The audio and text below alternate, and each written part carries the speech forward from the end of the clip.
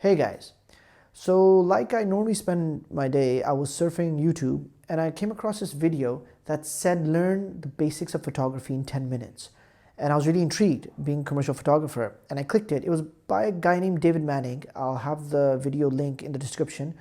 And I saw it. It was pretty good. I really liked it. It had like 1 million views.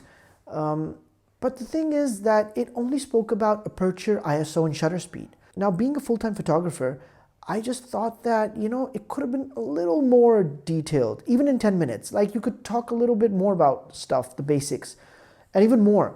So this is my attempt at it. And what I'm going to do is I'm going to teach you the basics of all of photography in 10 minutes and kind of point you towards what you got to learn and even explain some stuff myself. So wish me luck and let's go check it out. So the first thing you need is a camera. Get the best camera you can afford. Whether it's cheap, expensive, it doesn't matter, just get it. Now, one example is a Nikon D3500. Another one is the Canon Rebel SL3. I think these are quite new relatively. When I started, it was a 550D, which is like 10 years ago or something. But just get a camera and the kit lens that comes with it should be good enough. Later on, you can upgrade that lens and get like a 50mm 1.8, which is probably the cheapest good lens you can get. It's a really good value. But right now you can stick with that and you're sorted. After that, you need to learn aperture, ISO, and shutter speed. These three things are what manages the light that hits the sensor in your camera. So that's what all the photography is about. It actually literally means painting with light. So you have to learn what aperture does, and basically what aperture does do is it is the hole in your lens and it widens it and it closes it down. Now this is how much light hits your sensor. The second thing is shutter speed. That is the curtain on your camera and it's a shutter, you call it a shutter, and basically it's a speed at which it closes. So if it's slower, it lets more light in. If it's really fast, it lets less light in. Then the third is ISO, which is the sensitivity of your sensor. If you have a basic ISO 100, which is the base of ISO usually, that's the least amount of sensitivity it'll have and it'll absorb less light. But if you have 800 or 1600, 3200, it absorbs more light. Now what you have to learn is to basically balance these three. Now, for example, you'll think, why not just have your aperture open all the time and just let a lot of light in and not bother with the rest? Well, the thing is that there's side effects. Aperture, if you open it a lot, if your lens can open it to like 1.2, 1.4, or even 1.8, that's a big hole. And that lets a lot of light in. But the problem is that also makes your focus area, which is called depth of field, really narrow. So if you're photographing a person, you may only have his nose in focus, but his eyes will be blurred. So you obviously want him to be in focus, or her. Or if it's a subject as well, the same thing. So then you're gonna have to narrow your aperture and make it a smaller hole, which will be, for example, 5.6 or f8. These are just numbers. The bigger the number, the smaller the hole, which you'll learn later on. So, okay, you want more focus. So what you're gonna do is you're gonna make a smaller hole and a larger f-stop number, a larger aperture number, let's say 5.6. Now you got the person in focus, but the light hitting your camera, the hole is much smaller, is much less now. So you need to increase the light, otherwise it's gonna be very dark, it's gonna be underexposed. That's when you're gonna go to your shutter speed.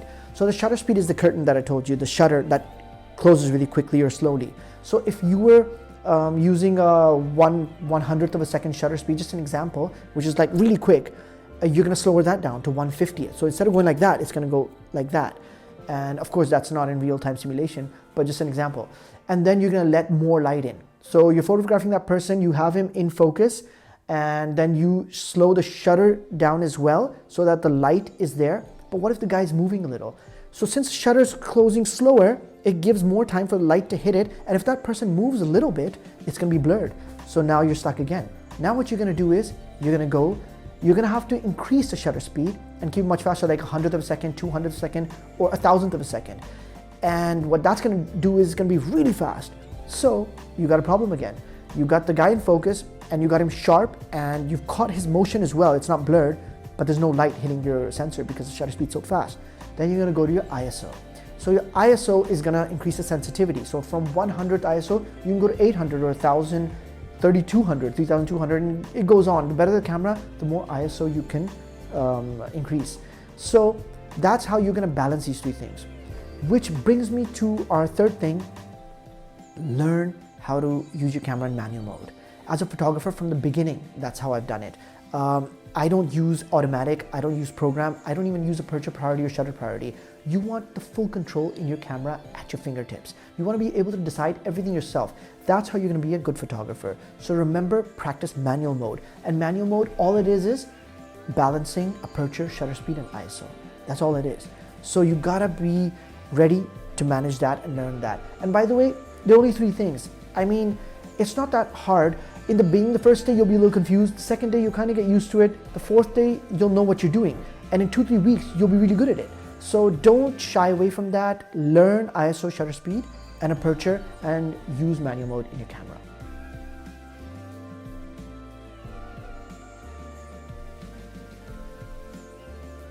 After that, learn lighting. Lighting is actually the most important thing in photography. If you think about it, even aperture, shutter speed, and ISO, it's just managing light. So learn how light behaves and how it looks in your pictures. Start with your home light. Start with the bulbs. Very soon you realize they suck. They're terrible. Then go to the window. The window is beautiful. Suddenly you realize you have a huge free softbox. It's a soft light hitting your subject, whether it's a person or a cup or whatever you're photographing. So you'll understand the difference of that small bulb and that big window, that how the small bulb is hard light and how that big window is soft light. So that brings me to the next thing. Learn the quality of light. That's basically hard light and soft light. Hard light is harsh. It has harsh shadows. You can see a distinct line, whether on a person or a subject, of the shadow and the light.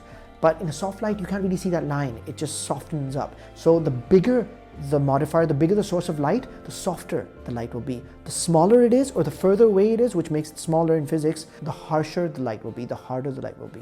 So learn these things as well. Although I've kind of told you the basics, it's the most important thing. Buy some lights. Buy whatever you can afford. Buy a constant light, which is basically a light that stays on, whether it's a bulb or an LED light, or buy a speed light. Speed lights are a great way to start. They're flash, they have much more power than a constant light, but they require batteries and they're not as powerful as a studio strobe. I love studio strobes, that's what I use. Buy one if you can. And once you buy that, then buy an umbrella, because it's the cheapest thing you can buy, and it softens light immediately, and it's very portable, it's very easy to take around.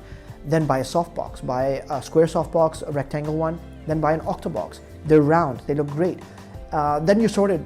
You really don't need many more modifiers, but the more professional you get, the better you get. You'll know what a beauty dish is then you know what a ring light is, you'll know what a strip box is. There's a bunch of things you can buy and spend money on, but you really don't need to, especially in the beginning. In the beginning, in fact, you can just reflect the light that you buy off the wall or the ceiling and it will soften the light up. Just a pro tip. Next, buy a tripod.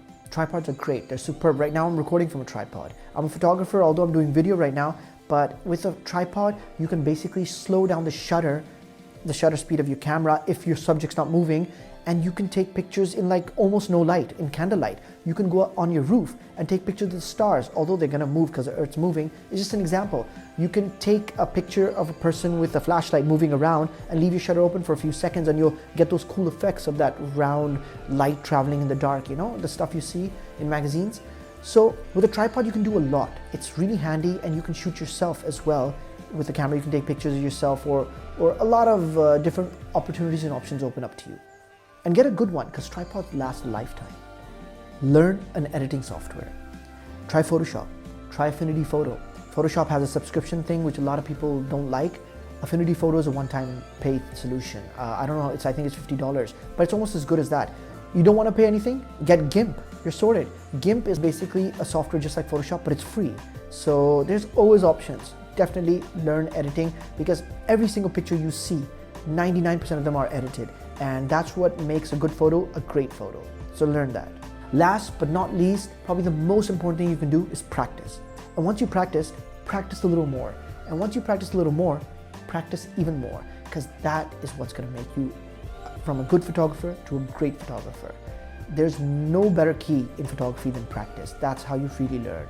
So if you've followed all my steps here and you're learning about all the things I said, congratulations, you're a photographer. And if you focus on my last point, which is practice, congratulations, you're a damn good photographer, because that's how you get there. So good luck on your journey. I hope I wasn't too long. I hope it wasn't too much information. I'm gonna keep making videos. I'm gonna make videos on these specific topics separately as well. and much more, because photography is so wide, it's so big that there's so much to talk about and so much to teach and learn. So good luck on your venture. Hope you like this video. Please subscribe. Please like this video. Take care till our next video. Bye.